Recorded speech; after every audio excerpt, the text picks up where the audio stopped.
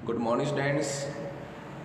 आज हम लोग द्रवों का अगला गुण श्यानता के बारे में पढ़ेंगे। पिछली क्लास में हमने द्रवों की सामान्य विशेषताएं पढ़ी थी। हम इस चैप्टर में गैस और द्रवावस्था के बारे में पढ़ रहे हैं। सिलेबस के अकॉर्डिंग हम द्रवावस्था को पहले पढ़ रहे थे, जिसमें हमने कुछ सामान्य विशेषताएं पढ़ी थी द्रवों की। द्रवों के कुछ विशिष्ट गुण होते हैं, जैसे वाष्प दाब, पृष्ठ तनाव और श्यानता। हमने वाष्प दाब के बारे में पढ़ लिया था। वाष्प दाब के टॉपिक में हमने दो परिभाषाएं पढ़ी थी, मानक क्वथनांक और सामान्य क्वथनांक। वाष्प दाब के कुछ अनुप्रयोग हमने पढ़े थे दैनिक जीवन में जो काम में आते हैं। उसके बाद हमारा टॉपिक था पृष्ठ तनाव, सरफेस टेंशन, और पृष्ठ तनाव की परिभाषा, उसका फॉर्मूला हमने पढ़ लिया था। उसके कुछ उपयोग आज हम डिस्कस करने वाले हैं और उसके बाद अपन श्यानता के बारे में पढ़ेंगे। ओके, देखिए पृष्ठ तनाव के मैं थोड़ा रिवाइज करवा दूं कि पृष्ठ तनाव क्या है। पृष्ठीय सतह पर जो द्रव के अणु होते हैं उन पर नीचे की तरफ एक खिंचाव बल लगता है, एक तनाव लगता है, उसको अपन क्या कहेंगे, द्रवों का पृष्ठ तनाव। और पृष्ठ तनाव वह गुण है जिसके कारण द्रव अपनी पृष्ठीय सतह को न्यूनतम रखने का प्रयास करता है, और जब वह अपनी पृष्ठीय सतह को न्यूनतम रखने का प्रयास करेगा तो लगभग गोलाकार आकृति को धारण कर लेता है। तो हम स्टार्ट करेंगे आज पृष्ठ तनाव के अनुप्रयोग।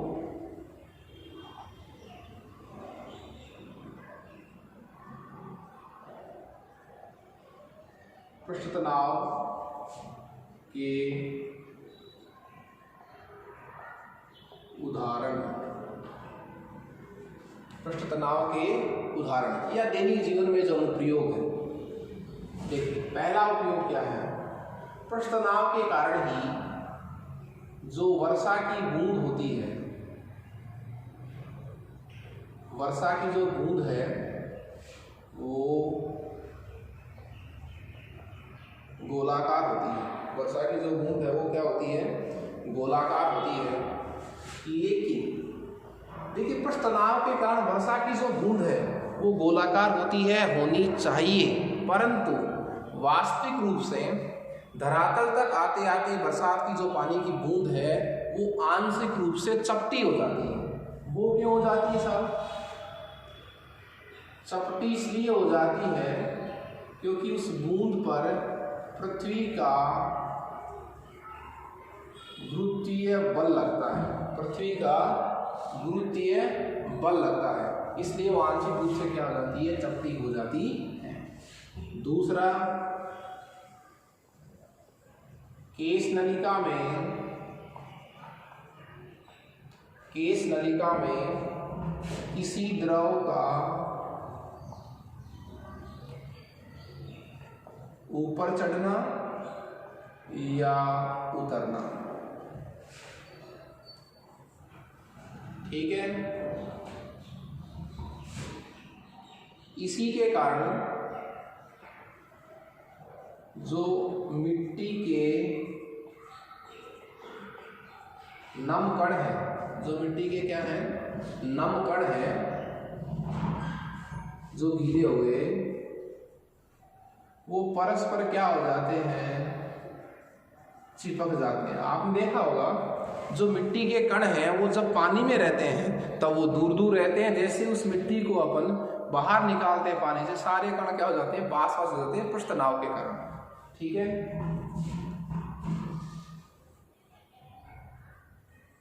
उसके बाद बात करें हम कि सबसे अच्छा उपयोग, और वो है कांच का अग्निचकाश।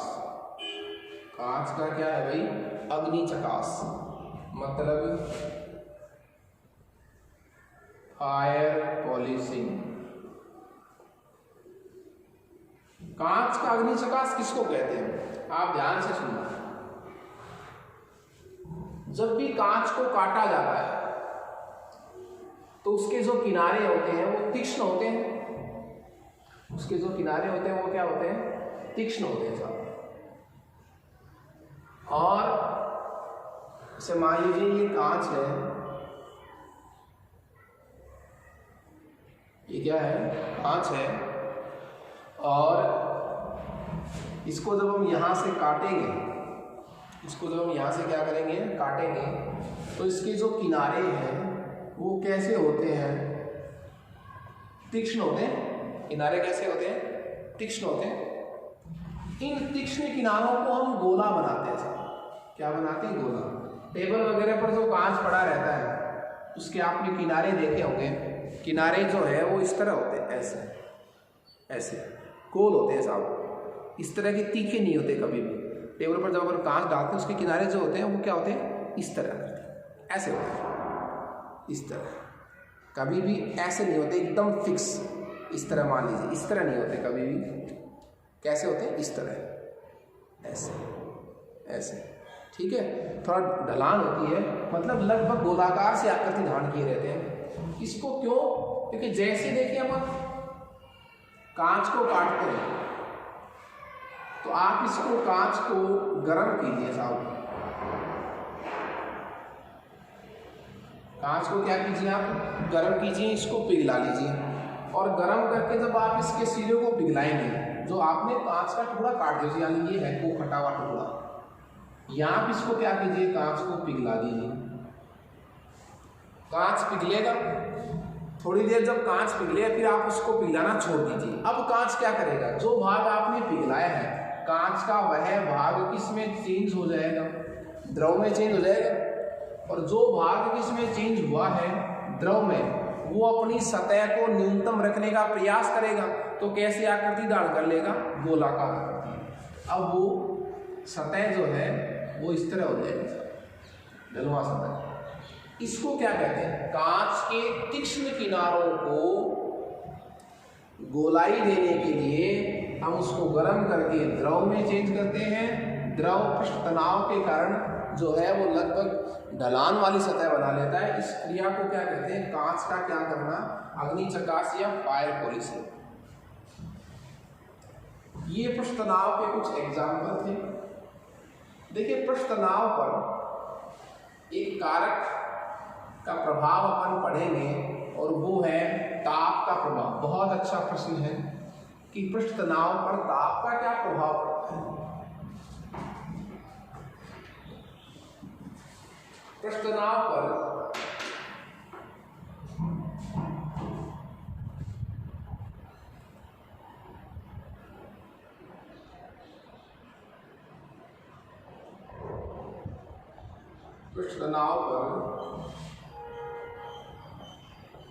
ताप का प्रभाव, पृष्ठ तनाव पर ताप का प्रभाव। देखिए, पृष्ठ तनाव क्या है, पहले तो आप ये देखिए, पृष्ठ तनाव क्या है, जो अणु कहाँ बैठे हैं, पृष्ठीय जो अणु है, पृष्ठीय जो अणु है,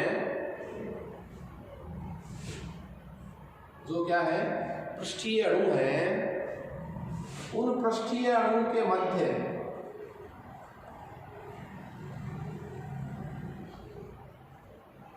अंतराण्विक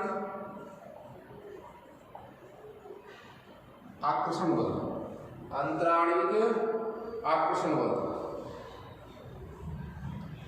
तो अणुओं के मध्य जो अंतराण्विक आकर्षण बल है उसका परिमाण क्या है, पृष्ठीय अणुओं का, पृष्ठीय अणुओं के मध्य जो अंतराण्विक आकर्षण बल है उनका परिमाण क्या है, पृष्ठ तनाव। और यदि ये बल क्या कर दें, कम कर दें, तो पृष्ठ तनाव भी क्या हो जाएगा, कम हो जाएगा।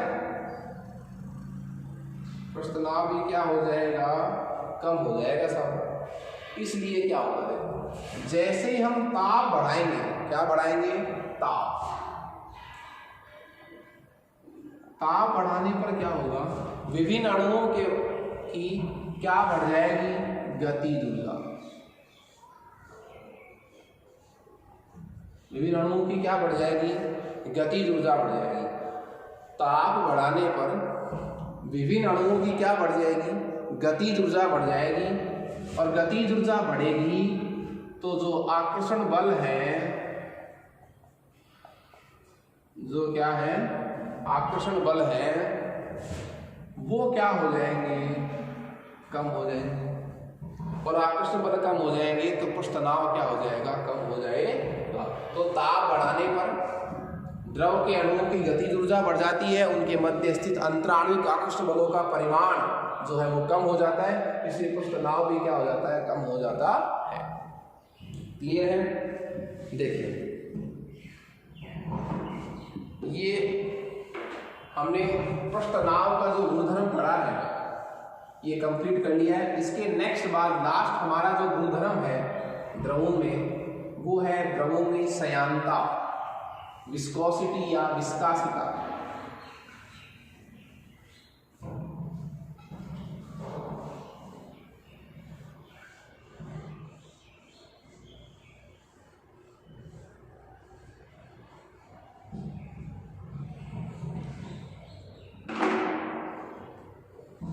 सयांता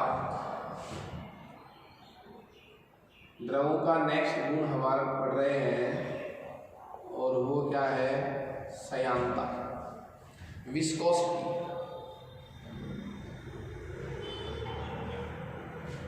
देखिए मैं सयांता को एक शॉर्टकट शब्दों में परिभाषित कर सकता हूं कि द्रवों के प्रवाह में बाधा जो है वो क्या है, सयांता है। द्रवों के प्रवाह में बाधा वो क्या है, बोलिए आप, उसको क्या कह सकते हैं, सयांता कह सकते हैं।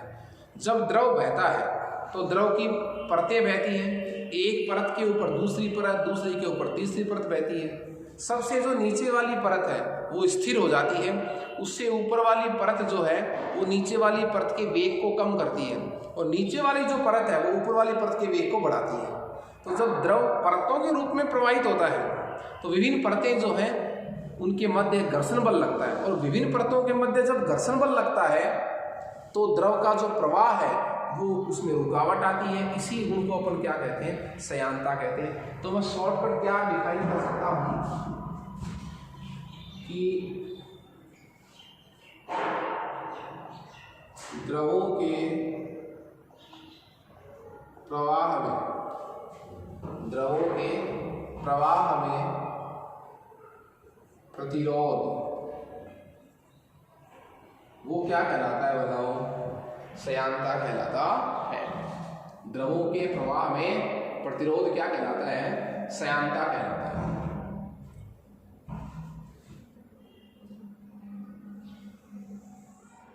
द्रवों के प्रवाह में प्रतिरोध क्या कहलाता है, सयांता कहलाता है। अब ये होगा कैसे वो देखिए आप। द्रव जो परतों के रूप में बहता है, विभिन्न परतों के मध्य जो घर्षण बल लगता है वो क्या है, सयांता का परिमाण है। द्रव की विभिन्न परतों के मध्य जो घर्षण बल लगता है वो क्या है, सयांता का परिणाम है। देखिए सयांता में क्या होता है, जब द्रव परतों के रूप में बहता है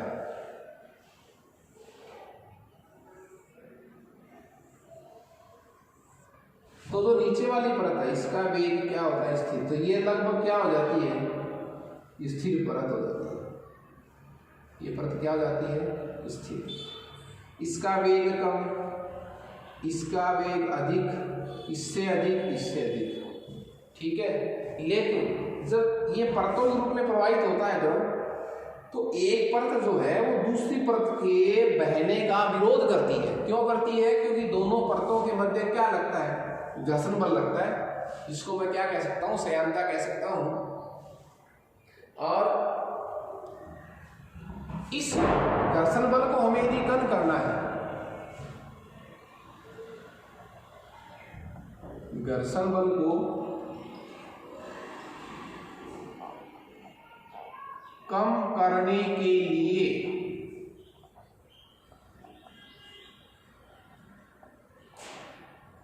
आवश्यक बल को एक नाम दिया गया है, सयान बल।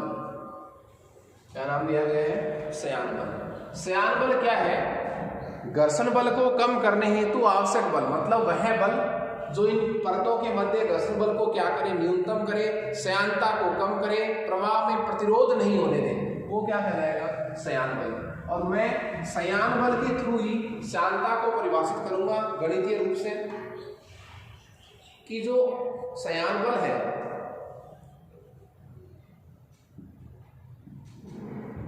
वो क्या होता है, इसको मैं F से डिफाइन करूंगा। श्यान बल परतों के क्षेत्रफल A के समानुपाती और वेग प्रवणता के समानुपाती होता है। इस पूरी बात को आप वापस से रिवाइज कीजिए। श्यानता क्या है, जब द्रव परतों के रूप में बहता है तो एक परत दूसरी परत के बहने का विरोध करती है, क्योंकि दोनों परतों के मध्य घर्षण बल लगता है और इस तरह घर्षण बल लगने से प्रवाह कम होने लगता है। इस कम होने को, इस प्रतिरोध को, प्रवाह में प्रतिरोध को मैं क्या कहता हूँ, श्यानता कहता हूँ। विभिन्न परतें जब बहती हैं तो नीचे वाली परत लगभग स्थिर हो जाती है, नीचे वाली परत जो है वो ऊपर वाली परत के वेग को बढ़ाती है और ऊपर वाली परत जो है वो नीचे वाली परत के वेग को कम करती है। हम ये चाहते हैं कि ये घर्षण बल क्या लगे, कम लगे, प्रवाह निरंतर बना रहे, प्रतिरोध कम हो। इसके लिए हमें बल चाहिए जिसकी कल्पना हमने किसके रूप में की है, श्यान बल के रूप में की है। तो घर्षण बल को कम करने के लिए आवश्यक बल जो है वो क्या है, श्यान बल है। श्यान बल जो है वो कौन सा बल, जो श्यानता को कम करे, प्रवाह में प्रतिरोध को कम करे, वो बल परतों के क्षेत्रफल A के समानुपाती होता है और वेग प्रवणता के भी क्या होता है, समानुपाती होता है। अब ये परतों का क्षेत्रफल कौन सा है, जो परतें क्या कर रही है, संपर्क कर रही है, संपर्क युक्त परतों का क्षेत्रफल मैं कह सकता हूं। यहां A क्या है,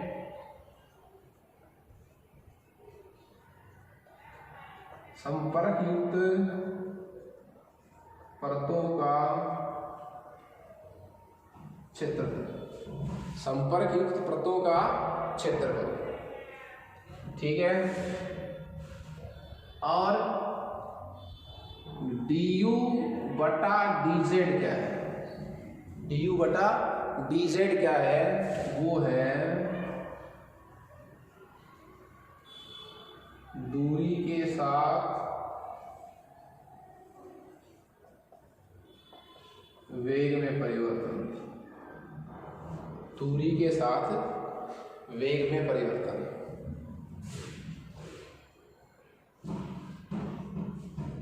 दूरी के साथ वेग में परिवर्तन है वेग प्रवणता, जिसको मैं कह सकता हूं वेग प्रवणता। तो जो श्यान बल है वो परतों के क्षेत्रफल A के समानुपाती और वेग प्रवणता के भी क्या होता है, समानुपाती होता है। समानुपाती का साइन जब आप हटाएंगे तो एक नियतांक आएगा जिसको ईटा कहूंगा। दोनों को मिला लीजिए एक बार, 1 और 2 को, A du बटा dz, समीकरण नंबर 3, ठीक है। अब ये साइन आप क्या कीजिए, हटा दीजिए, तो नियतांक आएगा f eta, eta a dot du बटा dz। यहाँ जो मैं नियतांक लाया हूँ कौन सा, ईटा, ये जो ईटा है इसको कहते हैं श्यानता गुणांक। इसको क्या कहते हैं,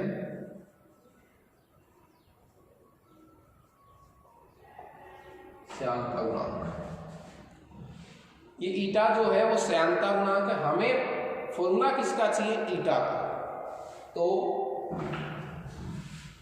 ईटा के फॉर्मूले के लिए हमें ईटा का फॉर्मूला जो है वो रीअरेंज करना पड़ेगा एफ वाले फॉर्मूले को।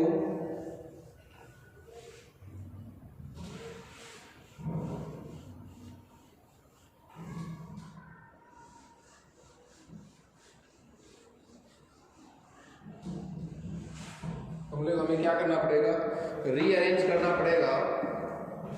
तो फॉर्मूला ये था, हमें फॉर्मूला किसका निकालना है, ईटा का। तो ईटा बराबर एफ बटा ए डॉट du बटा dz। ये फॉर्मूला किसका हो गया? श्यानता गुणांक का। इसको मैं क्या कहता हूँ? ईटा कहता हूँ। अब हमें यदि इसका मात्रक चाहिए, हमें इसका क्या चाहिए? यदि मात्रक चाहिए तो देखिए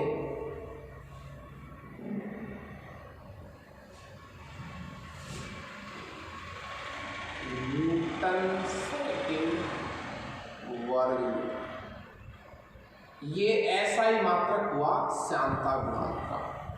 और जब मैं सीजीएस पद्धति की बात करूं तो इसका बहुत बढ़िया नाम है पॉइज, वैज्ञानिक के नाम पर। श्यानता गुणांक का जो सीजीएस मात्रक है वो क्या है? पॉइज। और जो एसआई मात्रक है वो क्या है? न्यूटन सेकेंड और प्रति वर्ग मीटर। ये आप यहां से भी ला सकते हैं। ये कहां से आया है? इस फॉर्मूले से आया। कैसे आया? देखिए, F फोर्स, बल का मात्रक क्या हो गया? न्यूटन बटा ए क्या हुआ? परतों का क्षेत्रफल। क्षेत्रफल को मैं क्या कहूंगा? मीटर्स का स्क्वायर डॉट du बटा dz। du क्या है? वेग में परिवर्तन दूरी के सापेक्ष। तो ये वेग है, ये दूरी है। वेग का मात्रक क्या होता है? मीटर पर सेकंड। फिर dz। अच्छा जी, ये जब फॉर्मूला जब रिवाइज हुआ है तो ये भी रिवाइज हो गया ना। ये कहां चला गया? ऊपर। और ये कहां चला गया? नीचे। हाँ जी।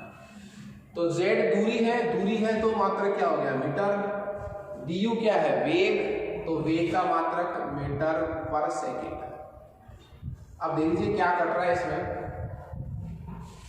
ये तो कट गया मीटर से मीटर। तो न्यूटन, ये सेकंड ऊपर ले जाओ तो प्लस में हो जाएगा, इसको ऊपर ले जाओ तो मीटर इनवर्स। ये लीजिए।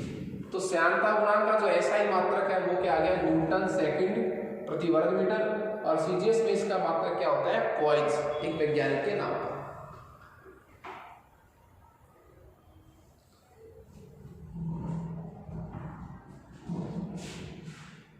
अब हम श्यानता को दैनिक जीवन में पढ़ेंगे सब। दैनिक जीवन में भी हम श्यानता को देख सकते हैं। कोई उदाहरण ऐसा तो देखिए, हमारा जो टॉपिक है वो श्यानता ही रहेगा,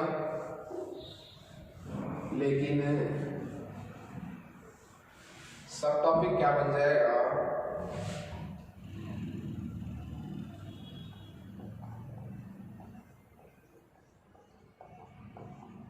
दैनिक जीवन में श्यानता। दैनिक जीवन में श्यानता। देखिए, आपको पता है कांच क्या है साहब? कांच दिखने में तो क्या है? ठोस है। कांच क्या है? ठोस। दिखने में ठोस है, पर कांच वास्तविक ठोस नहीं होता है। कांच एक एक्रिस्टलीय ठोस है, आभासी ठोस है, अधिशीतित द्रव है, सुपर कूल्ड लिक्विड है, ठंडा किया हुआ क्या है? द्रव है। कांच वास्तविक ठोस नहीं है। आपने देखा होगा जो ऊंची ऊंची इमारतें होती हैं, ऊंची ऊंची क्या होती है? जो इमारतें होती हैं, उनकी जो खिड़कियों के जो शीशे हैं, उनका जो निचला भाग है वो किंचित मोटा होता है, ऊपरी भाग किंचित पतला होता है। आप तो बराबर साइज का लाते हैं, लेकिन जैसे मान लीजिए खिड़की का कांच है, ये खिड़की का कांच है, ये आपने लगा दिया खिड़की में। जो ऊंची इमारतें होती हैं आप देखना तो यहाँ ये जो भाग होता है, यहाँ इसकी जो है मोटाई जो है वो अपेक्षाकृत क्या होती है? अधिक। ठीक है। और यहाँ जो है वो अपेक्षाकृत मोटाई क्या हो जाती है? कम। क्यों हो जाती है कम साहब? क्योंकि ये जो कांच है इस पर जब सूर्य का प्रकाश पड़ता है, गर्म होने की वजह से ये पिघल कर कहाँ जाता है? नीचे। ये पिघल गया, पिघल कर कहाँ गया? नीचे। तो नीचे आने से ये सिरा जो है वो थोड़ा सा अधिक क्या हो जाता है? मोटा हो जाता है। इसका मतलब ये सिरा अधिक मोटा क्यों हुआ? क्योंकि कांच प्रवाहित हुआ। और प्रवाह किसका गुणधर्म है? प्रवाह द्रवों का गुणधर्म है, ठोस का नहीं होता। तो मैं क्या कह सकता हूँ कि कांच में प्रवाह हुआ, लेकिन प्रवाह कैसा हुआ? बहुत कम। इसलिए जो नीचे वाला सिरा है वो किंचित क्या हो जाता है? किंचित अधिक मोटा हो जाता है ऊपरी भाग की अपेक्षा। तो कांच में क्या हुआ? प्रवाह हुआ। तो जो कांच की जो श्यानता है, श्यानता मतलब प्रवाह में प्रतिरोध, श्यानता बहुत क्या हो जाती है? कम होती है साहब। कांच की श्यानता क्या होती है? बहुत कम होती है।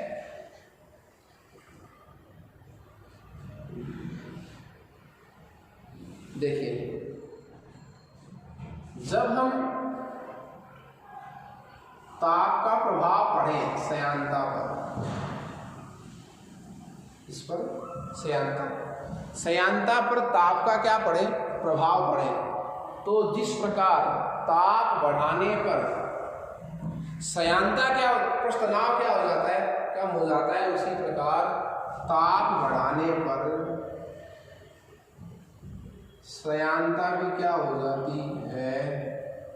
कम हो जाती है। कम क्यों हो जाती है वो सुनिए आप। जैसे आप ताप बढ़ाते हैं किसी द्रव का, तो जो परतें एक दूसरे के प्रवाह का विरोध कर रही थी, ताप बढ़ाने से अणुओं की गतिज ऊर्जा बढ़ जाती है। वो उस घर्षण बल को क्या कर देते हैं? इग्नोर कर देते हैं और परतें एक दूसरे पर तेजी से फिसलती हैं। तो ताप बढ़ाने पर श्यानता क्या होती है? कम होती है। श्यानता कम होगी तो द्रव का जो प्रवाह है वो क्या होगा? बढ़ेगा। श्यानता और प्रवाह एक दूसरे के क्या है साहब? विपरीत है। तो ताप बढ़ाने पर जो श्यानता है वो क्या हो जाती है? बोलिए, कम हो जाती है, इसलिए प्रवाह क्या होता है? बढ़ जाता है। तो पृष्ठतनाव हो चाहे श्यानता हो, ताप बढ़ाने पर दोनों के मान जो हैं वो क्या होते हैं? कम होते हैं। इसलिए जिस द्रव की श्यानता अधिक होगी उसका प्रवाह क्या होगा?